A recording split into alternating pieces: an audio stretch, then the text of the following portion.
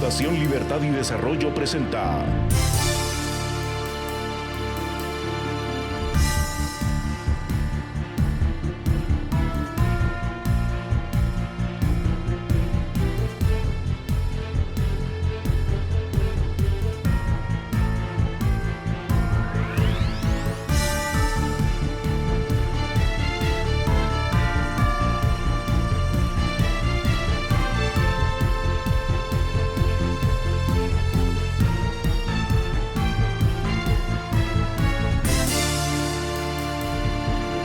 Razón de Estado con Dionisio Gutiérrez.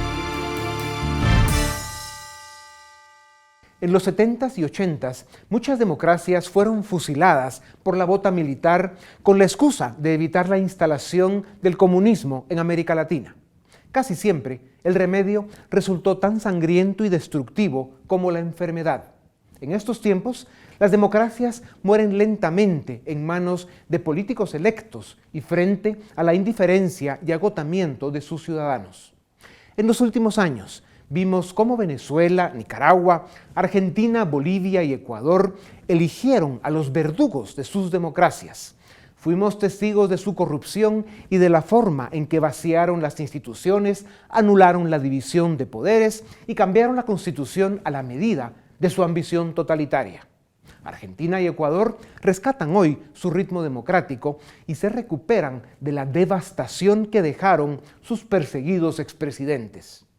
Cada día está más claro que hay que subir el precio que pagan los políticos que violan las reglas básicas de la democracia. El sufrimiento humano que provocan los sicarios de las libertades ciudadanas y los valores republicanos es inaceptable.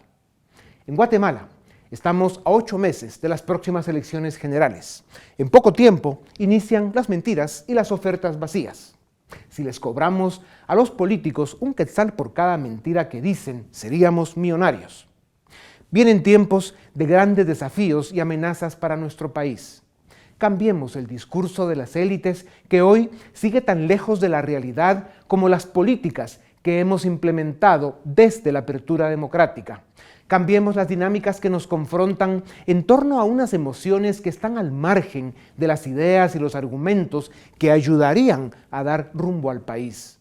Pidamos a los adictos al todo o nada que abandonen la rigidez con sus dogmas y que trabajemos juntos por logros parciales.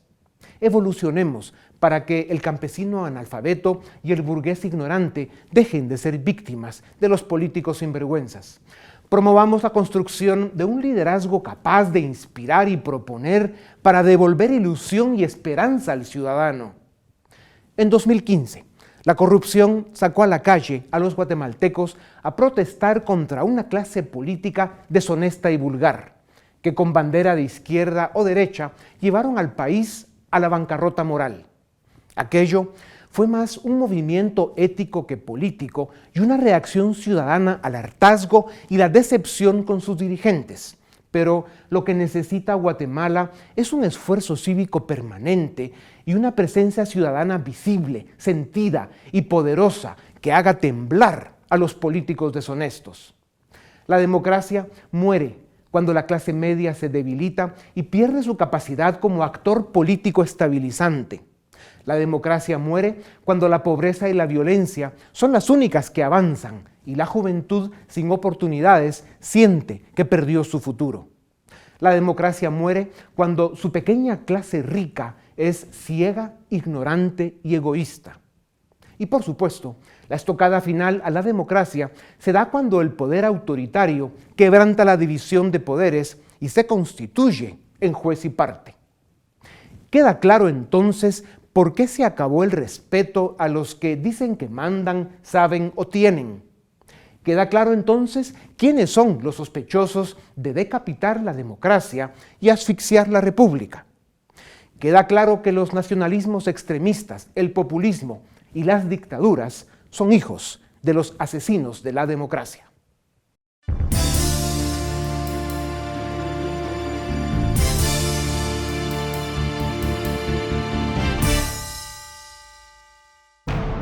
La democracia es la idea política más exitosa del siglo XX. Más personas que nunca antes en la historia viven en países que tendrán elecciones libres este año. A pesar de esto, una de las amenazas de nuestro tiempo es la pérdida de confianza en la democracia en generaciones de jóvenes alrededor del mundo, incluyendo países desarrollados. Esto se debe a que este sistema político vive una crisis de legitimidad por su incapacidad para resolver los problemas sociales y económicos de los ciudadanos. El 68% de apoyo a la democracia en 2004 en América Latina bajó a 58% en 2016.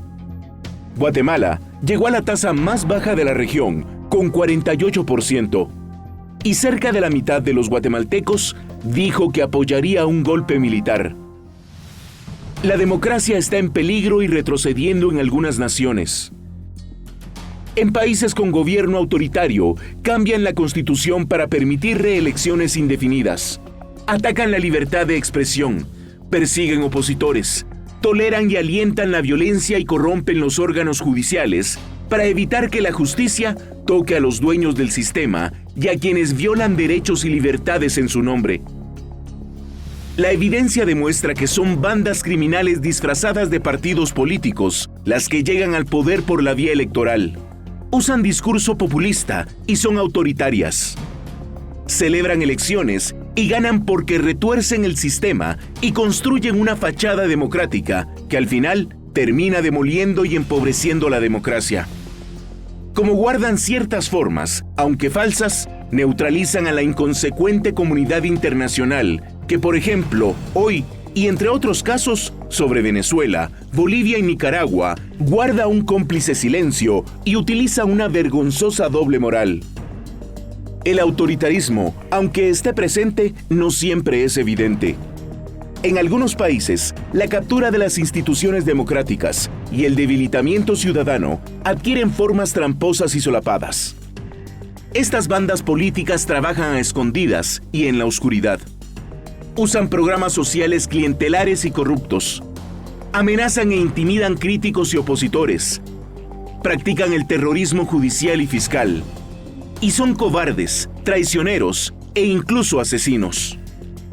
La Guatemala de Colom y Torres, la Nicaragua de Ortega y Murillo, la Bolivia de Morales, el Ecuador de Correa, la Argentina de Kirchner y Fernández, el Brasil de Lula y, por supuesto, el caso más burdo y criminal de todos, la Venezuela de Chávez y Maduro. Son claro ejemplo de esas bandas depredadoras que buscan el poder para convertir países enteros en fincas personales, con súbditos y muertos de hambre a su servicio. Para llegar al poder, estos grupos se promovieron con un discurso populista de izquierda. Pérez Molina ganó la elección con un falso discurso de derecha, sin intención de perpetuarse en el poder, pero con el objetivo de saquear el país en 4 años, como lo hizo también el delincuente Serrano, otro falso derechista, prófugo de la justicia y con orden de captura desde 1993. Distintos medios, distintos objetivos, el mismo resultado.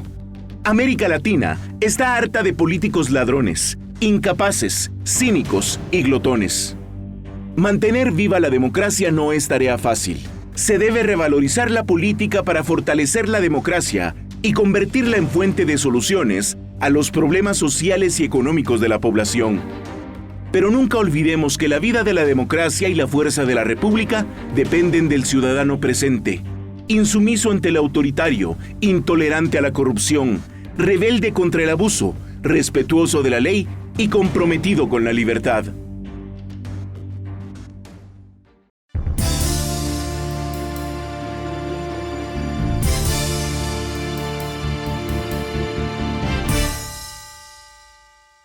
Bienvenidos, es un gusto estar otra vez con ustedes en Razón de Estado. Tenemos ahora un invitado especial. Se trata de don Jorge Tuto Quiroga. Él fue presidente de Bolivia, pero antes, en los inicios de su carrera cívico-política, él fue viceministro de Estado, fue ministro de Estado en el área económica, con grandes resultados. Fue vicepresidente de la República en Bolivia y llegó a ser presidente de su país. Él es un miembro activo, importante, un gran activista de IDEA, que es la Iniciativa Democrática de las Américas. Y él viaja mucho por el mundo dándole palo a los dictadores y a los corruptos y a toda la gente que está en contra de la democracia y la libertad. En Guatemala tenemos muchos de esos. Presidente, gracias por estar con nosotros. Gracias, Dionisio, gracias en Razón de Estado. por la invitación, gracias. Empecemos con un tema que es sensible, que es importante, un tema que especialmente en un país como Guatemala, presidente, es un tema abandonado y tiene que ver con los pueblos indígenas. Como lo hemos comentado, la pobreza en nuestros países tiene rostro de mujer, indígena, joven y por supuesto pobre. ¿Cómo hacemos para desarrollar políticas de integración de los pueblos indígenas a la modernidad, al desarrollo? Dionisio, creo que ese desafío que compartimos Guatemala y Bolivia, de tener un porcentaje alto, un poco más de la mitad en el caso de mi país, de poblaciones indígenas, de pueblos indígenas o hasta naciones, como le decimos ahora, nos da desafíos parecidos. En Bolivia hemos tenido avances significativos con unas 2 o 3 iniciativas. Primera, que si el dinero no persigue a los pobres, indígenas, rurales en el campo, con rostro de mujer, como dices, los pobres persiguen al dinero migrando hacia ciudades o hacia la Argentina, o hacia España o hacia Estados Unidos, en el caso de ustedes. Nosotros tenemos un sistema descentralizado de coparticipación tributaria, donde un porcentaje de los impuestos se destina no en base al domicilio de la empresa, así era, sino a la población. Segundo, tenemos recursos asignados en función a la población y a la pobreza, haciendo que lugares, comunidades rurales indígenas reciban 7, 8, 10 veces más por habitante que espacios urbanos, porque allá hay 20 veces más requerimientos de agua potable, de servicios de agua, de luz, de vivienda.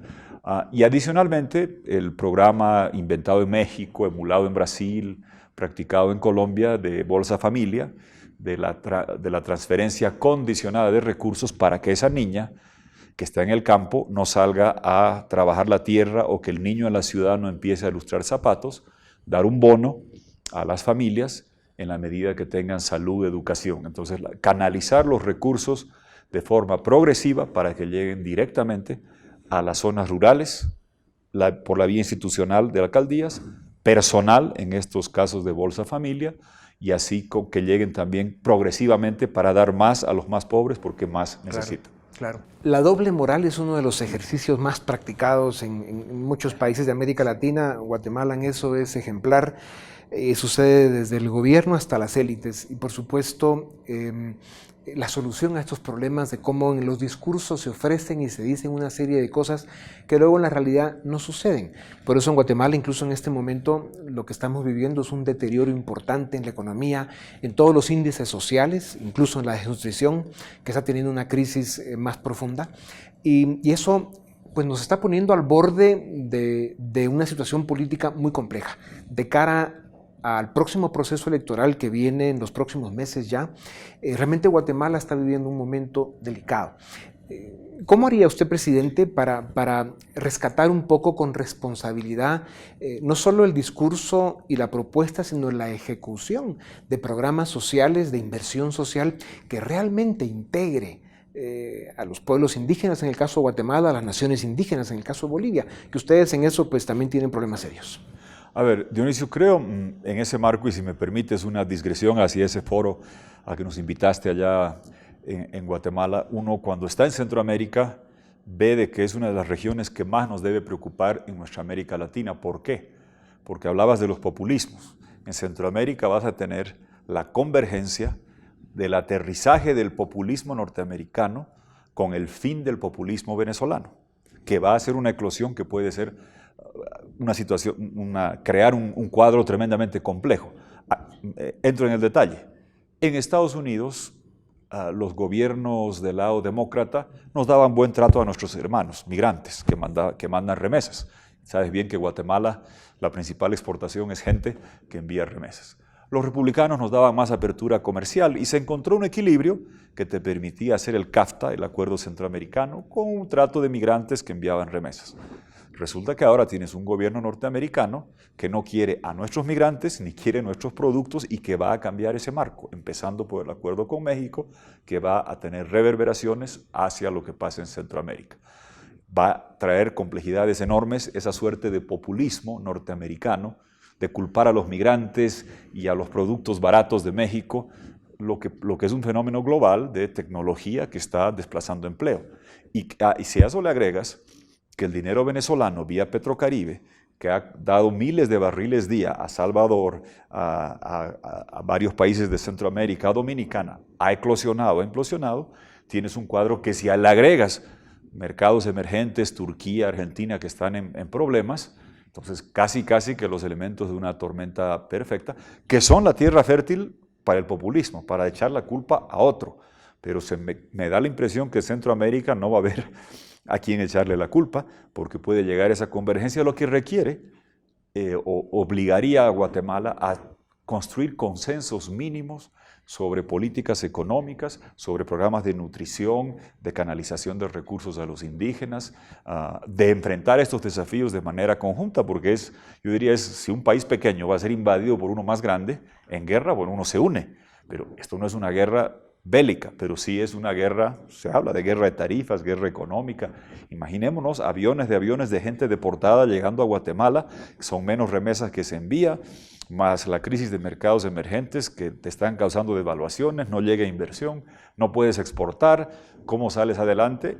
Ahí mi preocupación para Guatemala, más que el populismo, es que ese es el terreno más fértil para los criminales, para los narcotraficantes, que tienen un negocio de exportación a prueba, que está absolutamente blindado, a prueba de cualquier cosa.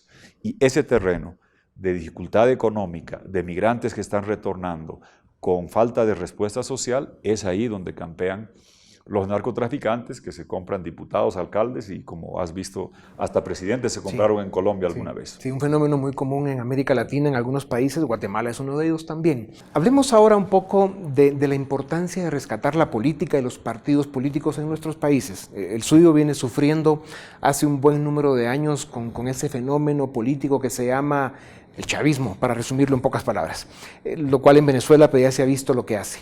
Y en el caso de países como Guatemala, lo que hemos tenido pues, es básicamente una política mediocre, lo que nos ha llegado al gobierno con tal vez 2 excepciones extraordinarias, que al final fueron oportunidades perdidas, pero en general lo que hemos tenido es desastres, ¿verdad? Corrupción, incapacidad y al final malos resultados. ¿Por qué es tan importante rescatar la política y los partidos políticos? Porque en gran medida en nuestros países el desarrollo y salir de la pobreza depende de las políticas públicas que se implementen.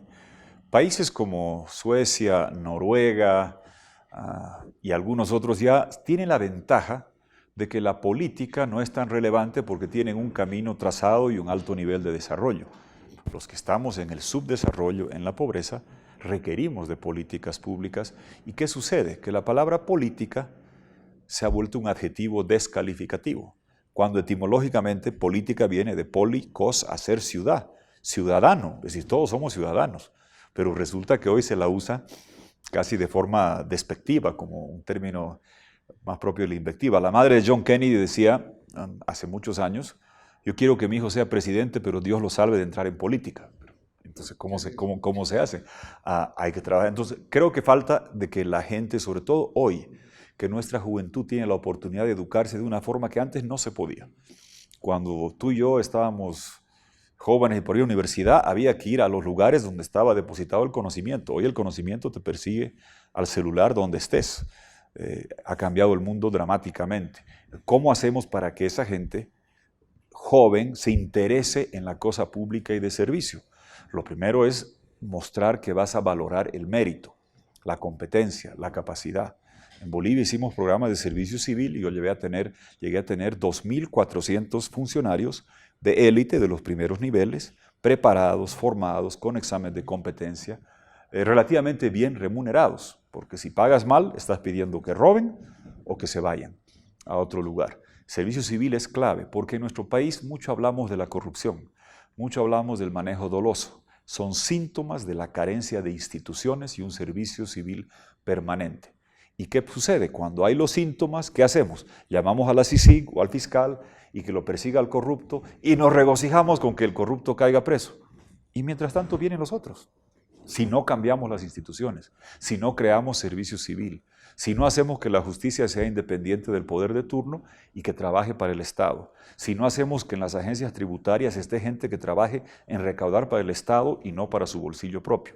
¿Cómo? Haciendo un entorno donde puedas decirle a una persona joven, te interesa el servicio público, puedes ingresar a trabajar y puedes tener una carrera de 25, 30 años, subir, estar bien remunerado, y no la lógica de ahora, que el gobierno que llega toma todo, y cuando tomas todo dices, tengo un horizonte de vida pública de 2 años, 3 años, y tengo que maximizar lo que robo en lugar de desarrollarme profesionalmente. ¿Cómo maneja, presidente, ese laberinto perverso en el que, en una sociedad en el que, sobre todo su juventud, que es en especial en el caso de Guatemala, que cerca del 75% de la población está en los 35 años para abajo, no quieren saber nada de la política, pero viven en un país que cada vez se deteriora más, un país en el que no hay oportunidades, un país en el que no hay seguridad, un país donde cada vez hay más conflictividad? Entonces, la reacción en general de la ciudadanía es alejarse de la política. Y eso es lo que abre principalmente las puertas al populismo y a los grupos criminales que se aprovechan de esa apatía de la sociedad para participar en la política. ¿Cómo se rompe ese círculo vicioso? Hay un viejo adagio que dice, no te quejes de las consecuencias si no estás dispuesto a asumir las responsabilidades. Creo que eso aplica a la gente joven que está más formada y mejor capacitada que nunca antes hoy.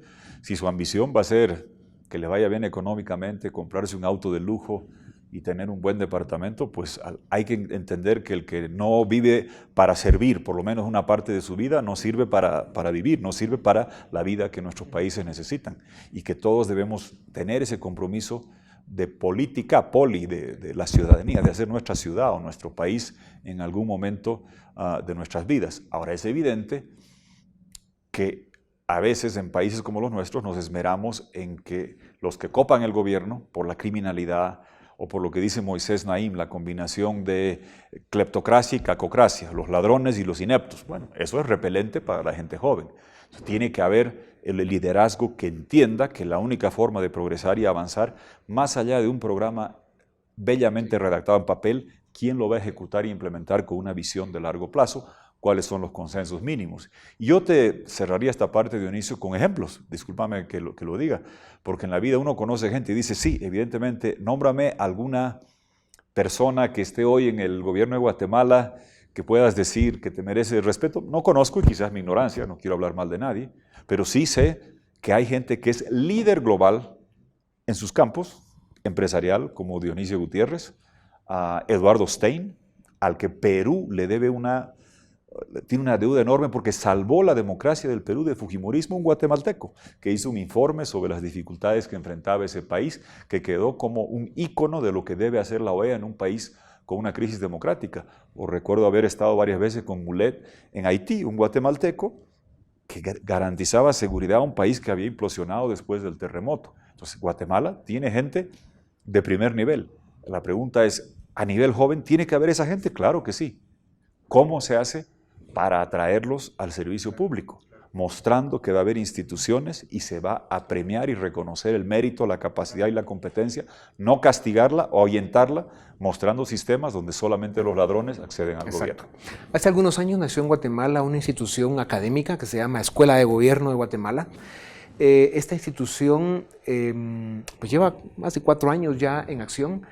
¿Y no cree usted que puede ser una idea como esta, un proyecto como este, que ya es una realidad, lo que puede representar esperanza y oportunidad real para el rescate de la política y de los partidos políticos? Claro que sí, yo creo fervientemente en eso. Creo que la mejor manera es gente que tenga un compromiso de servicio público para involucrarse, prepararse, formarse, y obviamente un sistema o un país que diga voy a hacer acuerdos mínimos para que esa clase de gente pueda llegar al gobierno, vía servicio civil, vía estatuto de funcionario público.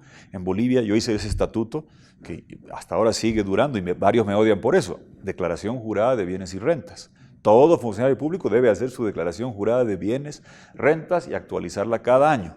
Yo le aumenté parientes, yo hice mi lista de parientes hasta 2º grado de consanguinidad, 4º de afinidad para decir aquí está, para que la gente sepa. Y eso, el buen ejemplo es contagioso, el malo también, pero el buen ejemplo es contagioso en el sentido, y en Guatemala creo que el desafío, ¿dónde radica? En decir, muy bien, la CICIG ha mostrado avances, con toda la polémica que pueda generar, en mostrar que ya no existe impunidad. Pero ¿cómo pasas de mostrar que ya no hay impunidad a construir las instituciones que reconozcan a esta gente meritoria, competente? Porque ¿de qué sirve formar esos cuadros que dices si no van a poder acceder al gobierno porque no hay un pacto de consensos mínimos que permita a la gente cualificada acceder a esos cargos? Entonces, en el caso de CICIG y los resultados que ha logrado dar, que es un tema de saldos y que el saldo es positivo, el problema es que el sistema sigue siendo el mismo. No se han logrado hacer las reformas al sistema político, especialmente reforma al sistema de justicia en forma puntual, para que se logre cambiar el sistema, y toda la estructura criminal del país sigue más o menos intacta. Lo que quitaron y están ahorita en prisión preventiva, entre otras cosas, es a los operadores del momento, pero la amenaza sigue presente y eso es un problema muy serio. El populismo, presidente, es un fenómeno que sigue ahí, es una amenaza, un veneno que sigue presente. Y es increíble, después de ver lo que ha pasado en Venezuela y a qué extremo se ha llevado ese país, que sigan países, el caso de Guatemala es uno, llenando todos los requisitos o teniendo todas las condiciones para tener las puertas anchas, abiertas para un proyecto populista. ¿Hay o no peligro para Guatemala? Todos los países tenemos ese peligro, porque yo recuerdo cuando irrumpió el proyecto chavista en el concierto hemisférico, mucha gente en mi país decía, eso son payasadas de Venezuela. Pues resulta que coincidió la llegada de ese proyecto, que es populismo para llegar al poder, consolidar hegemonía para quedarse y tiranía para perpetuarse. Ya están en la fase tiránica en Venezuela, también en Nicaragua, y en mi país están buscando pasar de la hegemonía a la tiranía. Entonces hay que entender que esos proyectos que pueden empezar con buenos discursos retóricos, después terminan en tiranía. ¿Y qué sucedió? Evidentemente, es peculiar lo de Venezuela porque había la petrochequera más grande de las Américas financiando la extensión de ese proyecto. Eso parece ya no haber, pero va a ser muy importante qué va a suceder respecto a estos proyectos, que se inician como populismo y acaban en tiranía. Hay en curso la intención de instaurar 4 Cubas en el próximo año. La de la isla, enquistar la de Venezuela, fortalecer la de Nicaragua y llegar a mi país pretendiendo que ser tirano es un derecho humano protegido por la OEA. ¿Qué me preocupa de eso? Que si queda, es como el cáncer, si no lo extirpas y quedan unas cuantas células, por más que sean 4 y aparentemente no muy poderosas, Venezuela ya no tiene petróleo, pueden el día de mañana volver a reproducirse y extenderse, y Guatemala es un país que sería fácilmente accesible. Yo recuerdo un amigo venezolano que explicó cuando irrumpió el proyecto chavista, dijo que los mejores lugares para llevarlo serían Bolivia y Guatemala, porque al discurso populista del pueblo contra la oligarquía, movimientos sociales contra los partidos, Fidel Castro contra Bush, le puedes poner color de piel y explotar la genuina necesidad de poblaciones indígenas y movilizarla y canalizarla para efectos de un proyecto que, repito, empieza como populista y acaba como tiranía, y es algo que si no somos capaces de crear consensos mínimos que den respuestas económicas, que erradiquen la corrupción, que generen instituciones con servicio civil, ese queda un terreno fértil, y si le agregas narcotráfico es peor la combinación, como sucede en Guatemala o en Bolivia. Sí. Pues presidente, por eso precisamente las estrellas tienen que alinearse para que usted pueda seguir con su lucha cívica valiente y ejemplar en la forma en que lo ha venido haciendo ya por un buen número de años, y que Bolivia alcance ese sueño de libertad y democracia que se merece y que se ha merecido siempre. Sin duda alguna la lucha debe continuar y esperamos compartir muchas batallas más. Muy bien, gracias, presidente. Muchísimas gracias. Muchas gracias. Con ustedes volvemos en un momento para seguir con nuestro programa Razón de Estado.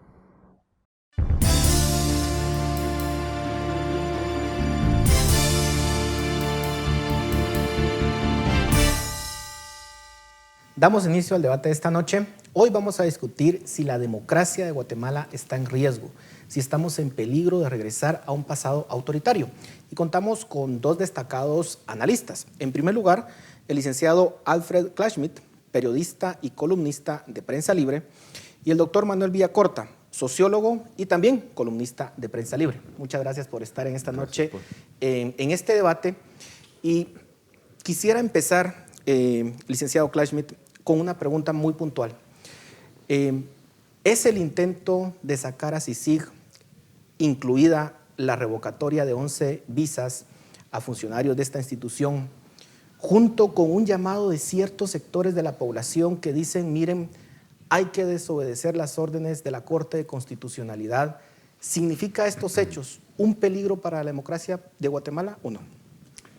Significa un peligro para la democracia en Guatemala que tengamos a una institución que tiene 12 años de estar acá, una cabeza de playa institucional fuertísima, y que en términos de logros concretos tengamos a expresidentes, a vicepresidentes, a ministros, etcétera, etcétera, metidos en la cárcel, pero no se ataque el problema de fondo. Y el problema de fondo es la falta de soluciones a los problemas sistémicos estructurales que generan la corrupción. Entonces hemos dado dándole vueltas a perseguir a funcionarios sin quitar el incentivo perverso, la discrecionalidad de los funcionarios públicos y ante todo esa, le dicen en Estados Unidos, the cookie jar, ¿verdad? Es la arca completamente abierta para que pequen cualquiera de los que están en el gobierno y se puedan recetar salarios, puedan hacer lo que hace el banco, lo que dice el Banco Mundial en el sentido de que se pierde el 30% del presupuesto general de la nación y se pierde porque hay ineptitud, despilfarro, corrupción, etcétera, etcétera. ¿Por qué no? Licenciado, ¿Por qué no pararlos? Pero claro, uno puede estar en desacuerdo no con esta institución y vamos a analizar el saldo que pueda tener, pero cuando se dice abiertamente de que se tiene que desobedecer la Corte de Constitucionalidad, incluso algunos hablan diciendo, miren, quitemos la Corte de Constitucionalidad. Pero mire, aquí hay unos eminentes constitucionalistas, uno de los amigos de Dionisio, ¿verdad? Que han dicho abiertamente han dicho, se extralimitó. Extralimitarse es muy distinto a decir yo no obedezco a la Corte de Constitucionalidad. Bueno, pero lo que pasa quitémosla. es que, bueno, entonces convirtamos a Guatemala en un sistema de lawfare, ¿verdad? Un sistema de jueces, ¿verdad? Porque la Corte se ha metido a hacer decisiones y a tomar decisiones que realmente atentan contra la democracia, atentan contra los mismos principios que supuestamente defiende la Corte de Constitucionalidad. Doctor. Paul, yo creo que el problema de Guatemala ha sido esa trágica partidocracia corrupta que hemos tenido de 1954 a la fecha. Ya son más de 60 años de gobiernos conservadores, irresponsables y corruptos. El gobierno de la Revolución tampoco fue antes, es que haya tenido, pero fueron antes, pero digamos, un nivel de sí, pero mira, los logros del 44 al 54, Guatemala empieza el siglo XX en el 44, con una universidad totalmente autónoma e independiente, el Instituto Guatemalteco de Seguridad Social, las escuelas tipo federación, la infraestructura, las reformas agrarias que se hicieron. Mira, ¿usted cree que no hubo corrupción en ese gobierno? Muy poca, casi nada. La corrupción, si tú quieres, la corrupción empieza en 1958, cuando el general Miguel Hidalgo Lafuente llega al poder. Ahí empieza la corrupción en este país, fuerte. Mira, la corrupción ha sido el carburante de todos los partidos políticos corruptos de este país. No funcionan sin corrupción. Es un casino. El sistema político guatemalteco es un gran casino. Los operadores son los partidos políticos. ¿Ya? Y la corrupción es la apuesta, es el carburante, es la sangre de ese sistema. ¿Cómo te explicas tú? Porque hablemos con cifras, no con especulaciones.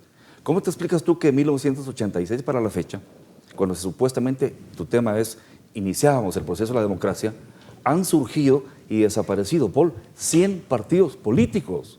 Es inaudito. Ahí tú te das cuenta que el sistema de partidos políticos guatemalteco no es un sistema que represente a la sociedad ni los intereses sociales.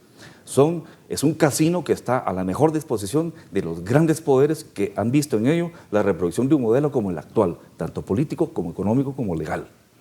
¿Tú crees que la economía de Guatemala tiene futuro cuando tenemos importaciones por 18,000 millones de dólares?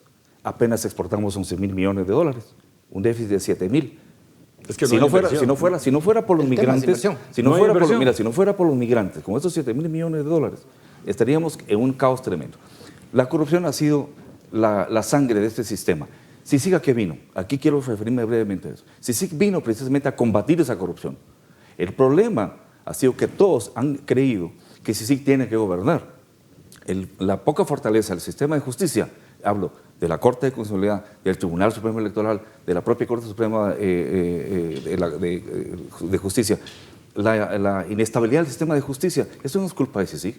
La falta de política pública, porque tenemos un gobierno irresponsable, pícaro y corrupto, inepto, que no tiene política pública, es culpa de CICIG.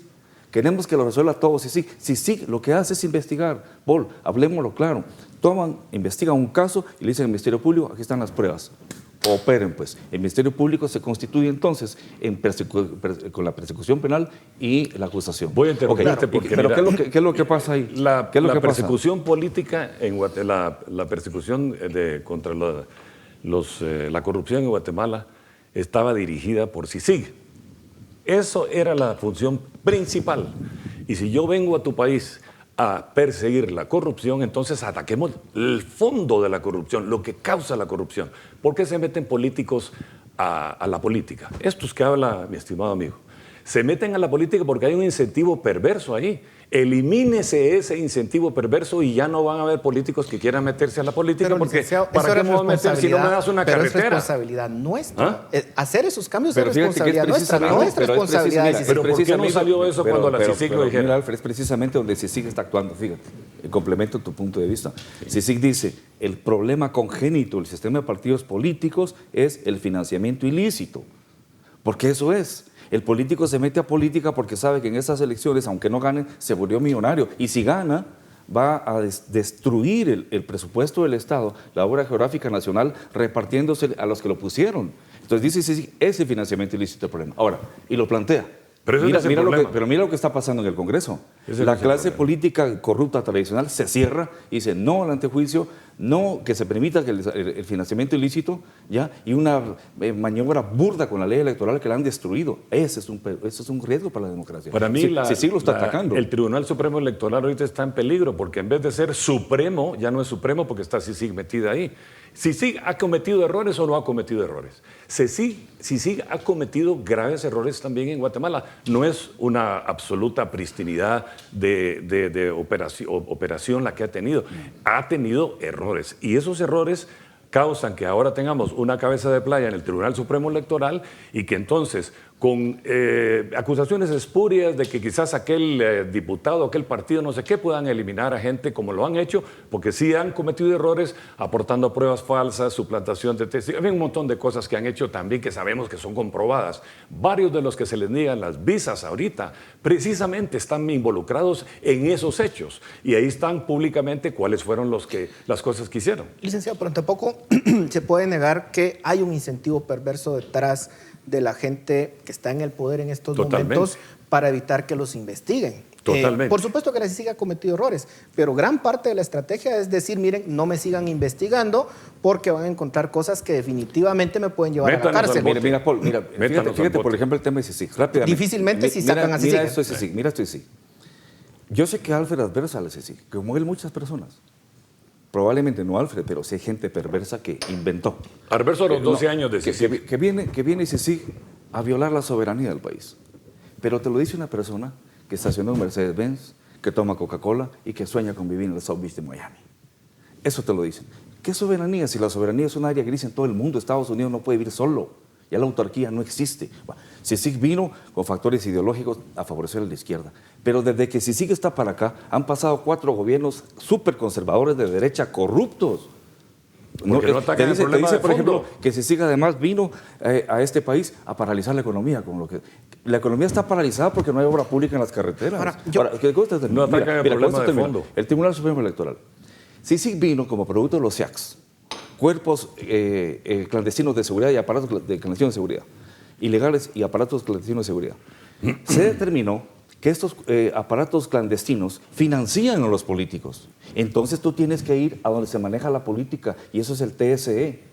Y sí puede tener el mandato capacidad para negociar. Y ahí tiene 2 cosas, la unidad para el control de financiamiento ilícito y la unidad para el control de medios. Parte de la crítica que se le hace, Por supuesto doctor, que el tribunal... Mira, ¿cómo termino? Sí, tiene todas las atribuciones. Es más, es importantísimo que esté en el Tribunal Supremo Electoral, porque de nada servirá hacer una ley en contra del financiamiento ilícito, pero que el Tribunal Supremo Electoral permita este tipo de... Van a quitar a todos los diputados y no van a dejar a los candidatos, van a dejar a uno más que el que quieren. Hay una crítica válida que es decir, mire, sí hay financiamiento electoral ilícito, pero por ejemplo, todo lo que se ha financiado de parte del narcotráfico, ¿en dónde está en la investigación? Pero voy a decir, eso creo que es muy importante. Es muy importante. Hay investigaciones. Te voy a decir una cosa, el narcotráfico es importantísimo que se combata, eso es absoluto.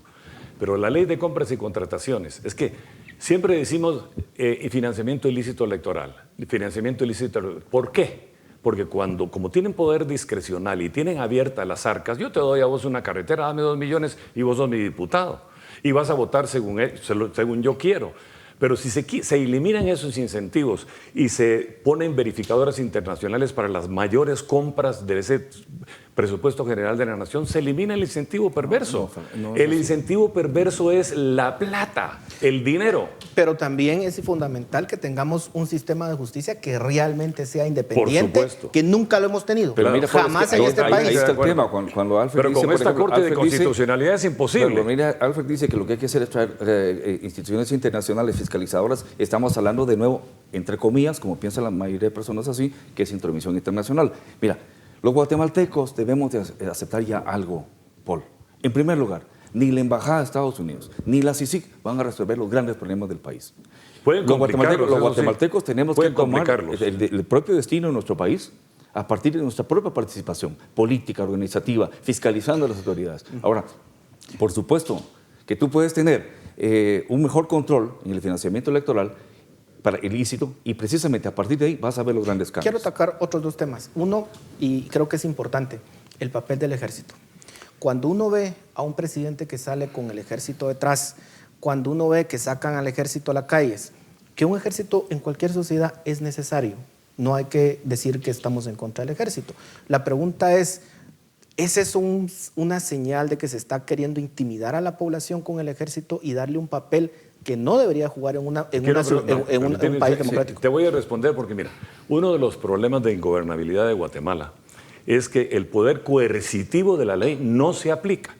Y porque el poder coercitivo de la ley no se aplica, entonces el crimen paga, porque no hay certeza de castigo. Entonces, de esa manera yo puedo llegar a tu casa, romper tu puerta, entrar, no sé qué, van a llamar a derechos humanos y vamos a dialogar. O puedo entrar a una finca, usurpación agravada. Ah, no, eso no es de usurpación agravada, le han cambiado el título, ahora es pacificación, ocupación pacífica. Ah, entonces se puede agarrar una hidroeléctrica y yo puedo quemar ahí y nada pasa. Pero esa labor es de la Policía Nacional Civil, no del ejército. Pero entonces, ¿cuándo es cuando podemos? Se ha creado un vacío de poder. ¿Cuándo vamos a poder actuar para que el gobierno no se sienta amenazado? Porque ese es el problema, que si el gobierno actúa como actuó en algunos momentos ha actuado, pocas veces ya, lo que hacen es que dicen que es represivo, está reprimiendo a los pobres campesinos que toman carreteras, que toman hidroeléctricas, que toman minas, que te cobran viaje para pasar, etcétera. Pero licenciado, yo estoy de acuerdo en que hay que poner orden en un país. Eso lo hacen en los países desarrollados con procedimientos que respeten los derechos humanos. Eso es natural, el uso de la fuerza. La pregunta es el ejército el que tiene que hacer eso. Tiene que aparecer el presidente con el ejército atrás. ¿No es eso una intimidación? Mira, Paul, yo publiqué mi tesis doctoral bajo queda un minuto. Sí, un libro, Fusil de Racismo y Protesta, la historia política de Guatemala.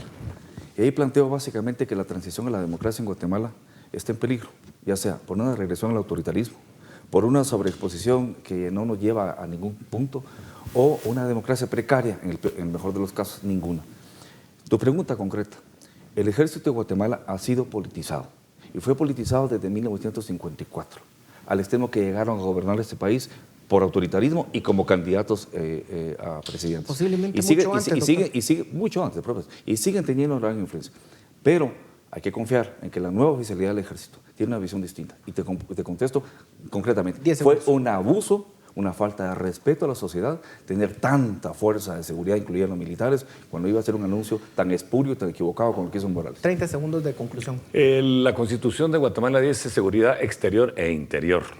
Ahí me quedo, porque si la Constitución lo dice, seguridad exterior e interior, cuando están en peligro la seguridad interior, el ejército puede actuar. Bueno, lo cierto es que el tiempo aquí queda demasiado corto. Creo que hubiera sido interesante poder hablar un poco sobre las propuestas, pero en todo caso, lo que tenemos que estar seguros en Guatemala es que la democracia, por diversas razones, se encuentra en peligro.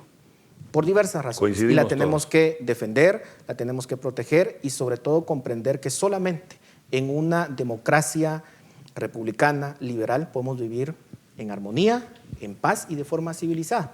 Muchas gracias por su aporte. A ustedes muchas gracias por su atención. Esto fue el debate de Razón de Estado.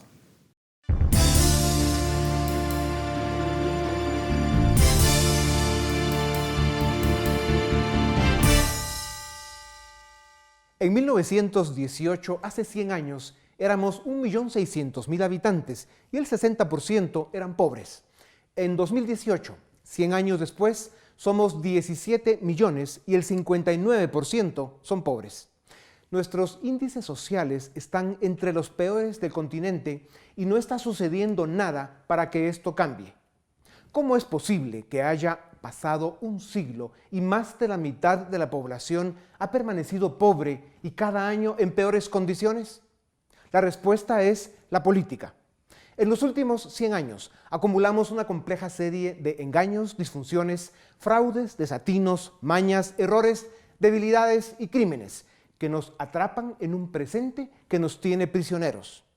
Guatemala es considerada un régimen político híbrido entre democracia y autoritarismo, en el que apenas 5 de cada 10 guatemaltecos apoya la democracia y solo el 15% confía en los partidos políticos. Estos datos atentan contra la democracia.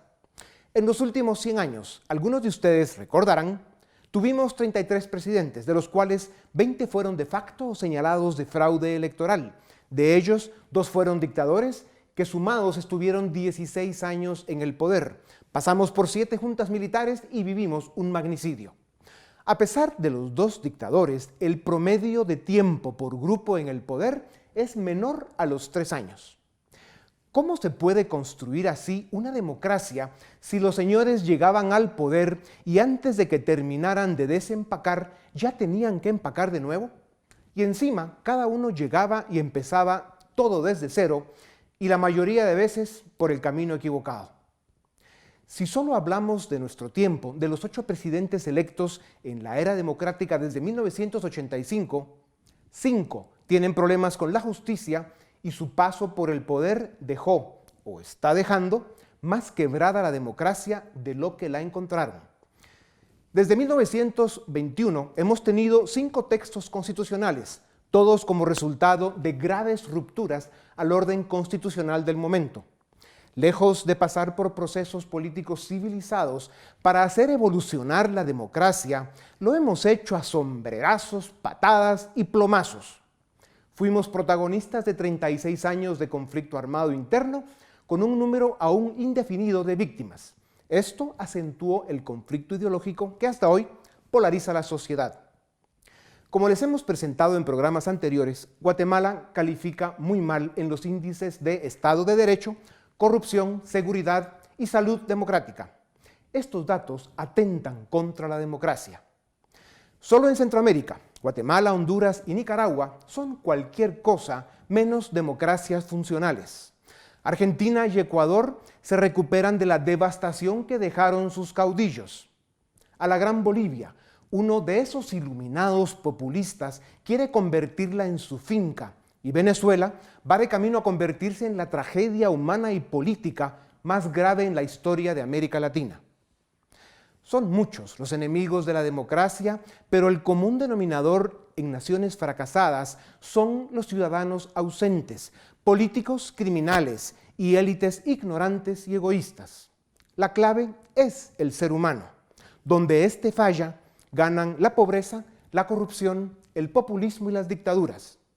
Está claro que para mantener viva la democracia debemos rescatar la política y construir una cultura de respeto a la justicia y las libertades fundamentales del ser humano. Hasta que no cambien las cosas, Guatemala seguirá siendo un país en peligro de caer en la oscuridad del populismo y la pesadilla de alguna versión totalitaria. Hasta que no cambien las cosas, si alguien quiere aprender cómo se asesina una democracia, venga a Guatemala, aquí le enseñamos. Esto es Razón de Estado.